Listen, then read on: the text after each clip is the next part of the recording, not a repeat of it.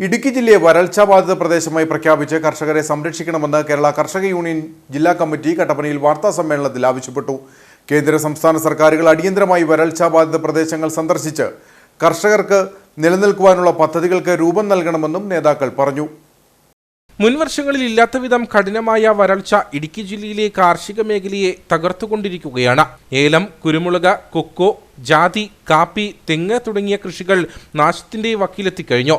കേന്ദ്ര സംസ്ഥാന സർക്കാരുകൾ അടിയന്തരമായി വരൾച്ചാബാധിത പ്രദേശങ്ങൾ സന്ദർശിച്ച കർഷകർക്ക് നിലനിൽക്കാനുള്ള പദ്ധതികൾക്ക് രൂപം നൽകണമെന്നും നേതാക്കൾ പറഞ്ഞു. മുൻവർഷങ്ങളില്ലാത്ത വിധം കഠിനമായ വരൾച്ച ഇടുക്കി ജില്ലയിലെ കാർഷിക മേഖലയെ തകർത്തുകൊണ്ടിരിക്കുകയാണ്.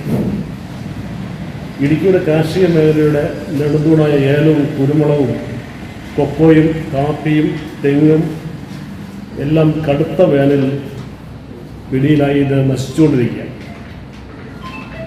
അതുപോലെ തന്നെ പുല്ലും അതുപോലെ വെള്ളവും ഒന്നുമില്ലാതെ ക്ഷീരമേഖലയും വലിയ ഒരു പ്രതിസന്ധിയിലേക്ക് കടന്നുകൊണ്ടിരിക്കുകയാണ്. അപ്പോൾ തന്നെ ഏക ജീവിതോപാധിയായ കാർഷിക വിളകൾ കരിഞ്ഞുണങ്ങുന്നത് കൊണ്ട് നെഞ്ചു പൊട്ടിക്കരയുന്ന കർഷകർക്ക് താങ്ങാകുവാൻ കേന്ദ്ര സംസ്ഥാന സർക്കാരുകൾ അല്ലെങ്കിൽ കേന്ദ്ര സംസ്ഥാന സർക്കാരുകളുടെ സംവിധാനങ്ങളൊന്നും നിലവിൽ ഇടുക്കി ജില്ലയിൽ ഇല്ല എന്നുള്ള ഒരു വലിയ വിരോധാഭാസമാണ് ഇന്ന് നമ്മൾ കണ്ടുകൊണ്ടിരിക്കുന്നത്. കാർഷിക വിളകൾ കരിഞ്ഞുണങ്ങുന്നതിനോടൊപ്പം തന്നെ ക്ഷീരമേഖലയും പ്രതിസന്ധിയിലായിരിക്കുകയാണെന്നും നേതാക്കൾ പറഞ്ഞു. ക്ഷീരമേഖലയിൽ കന്നുകാലി കുടിക്കാൻ പോലും വെള്ളമില്ലാത്ത അവസ്ഥ മാറിയിരിക്കുകയാണ്. പാൽ വളരെ കുറഞ്ഞു. ഗവൺമെൻറ് അടിയന്തരമായി ക്ഷീരകർഷകരെ സഹായിക്കാൻ വേണ്ടിയുള്ള പദ്ധതികൾ, അടിയന്തരമായ ജലസേചന സൗകര്യങ്ങൾ ഉണ്ടാക്കണം, വെള്ളം കുടിക്കാൻ ഉണ്ടാക്കണം. കാലിത്തീറ്റയും മറ്റ് അനുബന്ധ കാര്യങ്ങളും അളക്കുന്ന പാലിൽ ഇൻസുലിനെയും കൊടുത്ത് സഹായിച്ചില്ലെങ്കിൽ ഈ ക്ഷീരമേഖല കൂടി ഇല്ലാതാവുന്ന സ്ഥിതിയിലേക്ക് മാറി. അടിയന്തരമായി സമസ്ത മേഖലയിലും വരൾച്ച ബാധിത ജില്ലയായി ഇടുക്കി പ്രഖ്യാപിച്ചില്ലെങ്കിൽ എല്ലാ മേഖലയിലും വളരെ കടുത്ത സാമ്പത്തിക ബുദ്ധിമുട്ടും ക്ഷീണവും വരുന്ന ഭാവിയിൽ ഉണ്ടാകും. അതിനെതിരെ പ്രതികരിക്കാൻ സർക്കാർ ശ്രമിക്കുന്നു.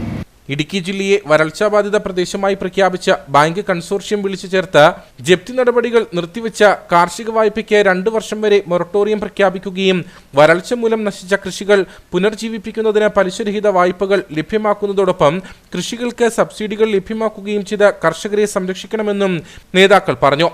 കൂട്ട ആത്മഹത്യകൾ നമ്മുടെ സംസ്ഥാനത്തുടനീളവും ഈ ജില്ലയിലാകമാനവും നടന്നുകൊണ്ടിരിക്കുകയാണ്.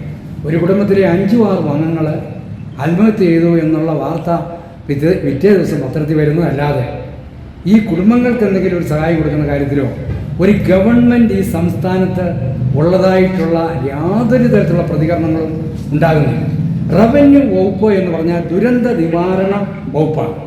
അങ്ങനെയുള്ള മന്ത്രി ഈ ജില്ല സന്ദർശിച്ച് അടിയന്തിരമായി ഈ കർഷകരുടെ പ്രശ്നങ്ങൾ പരിഹരിക്കുവാനുള്ള നടപടികൾ സ്വീകരിച്ചില്ല എങ്കിൽ കേരള കോൺഗ്രസും കർഷക യൂണിയനും അതിശക്തമായ സമരമുഖത്തേക്ക് പോകും. വാർത്താ സമ്മേളനത്തിൽ കർഷക യൂണിയൻ ജില്ലാ പ്രസിഡന്റ് ബിനു ഇലവുംമുട്ടിൽ, സംസ്ഥാന സെക്രട്ടറി സണ്ണി തെങ്ങുംപള്ളിയിൽ, ജില്ലാ സെക്രട്ടറി ജെയ്സൺ അത്തിമൂട്ടിൽ, സംസ്ഥാന കമ്മിറ്റി അംഗങ്ങളായ T V Josekutty, P G Prakashan എന്നിവർ പങ്കെടുത്തു.